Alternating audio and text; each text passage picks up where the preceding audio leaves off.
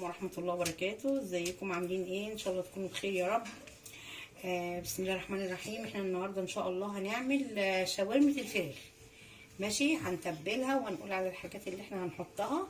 معانا من كل حاجة نص معلقة، نص معلقة ملح. طبعا الملح ده يعني حسب انت ما عايزاه قليل انت، بس انا اللي حطاه حاليا. نص معلقة ملح، نص معلقة فلفل، نص معلقة كاري، نص معلقة جنزبيل، نص معلقه قرفه، نص معلقه كزبره، نص معلقه بابريكا، مرقه بسم الله الرحمن الرحيم، مرقه الدجاج انت هتفركيها وتحطيها، توم باودر وبصل باودر، سماق، كمون حبهان. ماشي، حبهان، واحده حبهان مش كتير، ها. خشب وتوم، خل معلقه، عصير ليمون بمعدل ليمونه، ربع كوبايه زيت، 3/4 كوبايه زبادي، وهنا فلفل الوان، وهنا بصل. ماشي، وهنا البانيه متقطع صغير ومغسول، اهم شيء تغسليه حلو، متقطع شرايح، متقطع شرايح صغيره اهي. ممكن شوكه بس كده عشان اوريها لها، عشان مش عارفه ما ينفعش احط ايدي كده من غير تلبس في الفراخ. بسم الله الرحمن الرحيم. بصي اهي بنفس الشكل ده. ماشي طيب خلاص، هنبتدي بقى نحط الفراخ. هتكون طبعا غسلاها انا في الملح والدقيق والميه. ده حوالي نص كيلو فراخ، ده نص كيلو بانيه. ادي التوابل كلها اهي، وادي واحده الحبهان. بسم الله الرحمن الرحيم. اهي الحبهان هتحطيها مقفوله كده، عايز تفتحيها افتحي، ولو عندك مطحون يبقى افضل، بس انا ما عنديش مطحون. ودي معلقه الكاتشب. بسم الله الرحمن الرحيم. معلقه الثوم المفري، خل، ليمون، ربع كوبايه زيت. ماشي، بسم الله الرحمن الرحيم. هحطيها كده كلها. انا اللي عندي زبادي المزارع دي، اي زبادي عندك حطيه، بس انا المتوفر عندي. تبلته كله اهو يا حبيبتي اهو. اما بقى دون هنحطه ساعه ما نبتدي نسويها، هنروح حاطين الفلفل ده تحفه والله العظيم، فعلا حكايه. ادي حبيبتي اهو. نحطها بقى في التلاجة ساعتين 3. هو من الافضل ان هي تكون من بالليل بالظبط كده، يعني من الافضل، بس احنا عشان بقى جبناها النهارده. اهي اتبلت كلها اهي قدامك.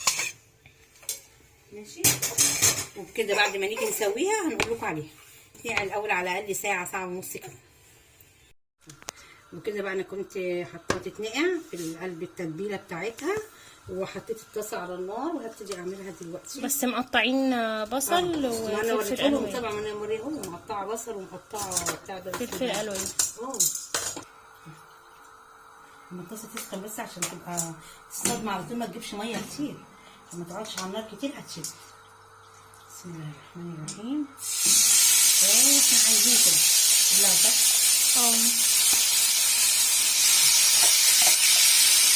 الله الله. انت ما حطيتش ايوه بقى كده تحفه تحفه تحفه تحفه. والله كده جميله جدا.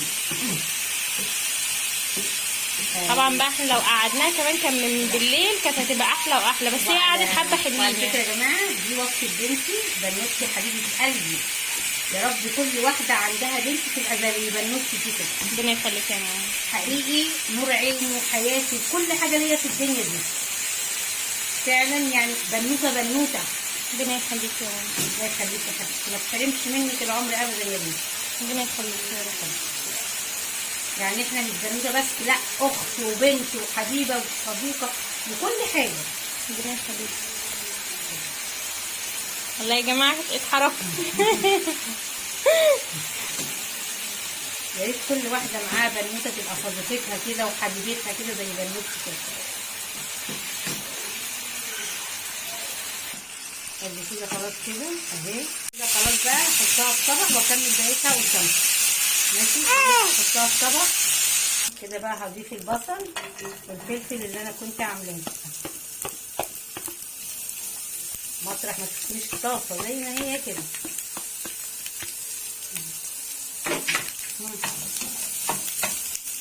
نحط عليها شويه. ادي اهو الفلفل مش هو ده، مش فلفل الوان على فكره، ده الفلفل البلدي العادي الرومي، بس هو واحد احمر وواحد اصفر وواحد صغير. يعني ما كلفتش نفسي ورحت جبت ايه اللي هو ب 20 جنيه كيلو ب 25. كان عندي فلفل في قلب الثلاجه وحطيته. هضيف عليها بقى ده تاني اهو. بسم الله الرحمن الرحيم. كانش ينفع نحطه عليه، لازم نعمل اللي احنا عملناه ده بس. البصل في نفس الوقت استوى وما اتهراش ومش ني.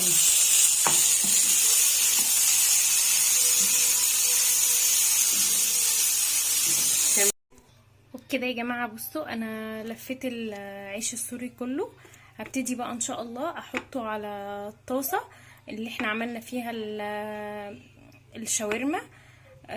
وهوريهولكم بقى وهو بيتحمر من الجنب ده والجنب ده.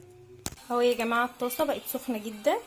ابتدي بقى احط العيش السوري فيها اللي هو موجود في الشاورما دي. ووطي بقى شويه عشان خاطر ايه ما يتحرقش، يبقى ايه ياخد اللون الذهبي كده من الناحيه دي والناحيه دي. يبقى مثلا دي على الجنب ده ودي على الجنب ده. اول ما يعمل اللون الذهبي هوريهولكم ان شاء الله. اهو يا جماعه اللون الذهبي دوت من غير بقى يعني ايه احنا مهدين النار عشان خاطر ايه يعرف ياخد اللون ده من غير ما يتحرق. وبرده الجنب التاني هيكون برده نفس اللون دوت. هو بالظبط خد حوالي دقيقه هنا ودقيقه هنا. وبكده يا جماعه احنا طلعنا العيش السوري. طبعا بابا ما قدرش يستنى لان بابا بيحب الاكله دي جدا. انا اصلا عاملاها والله عشان خاطره، ربنا يخليه ليا يا رب. وطبعا سلطه الطحينه. طبعا كلنا عارفين سلطه الطحينه بتتعمل ازاي. انا طلعت واحد وطلعت لكم فتحته من النص اهو الطبقات بتاعته العيش السوري والكلام ده. مش كل اللي عندنا بيحب الكاتشب والمايونيز، فعشان خاطر كده مش كل محطوط فيه كده. استناكم بقى ان شاء الله في فيديو جديد من فيديوهات مطبخ ام امنيه. متنسوش اللايك والشير والسبسكرايب للقناه، واستنونا في كل جديد.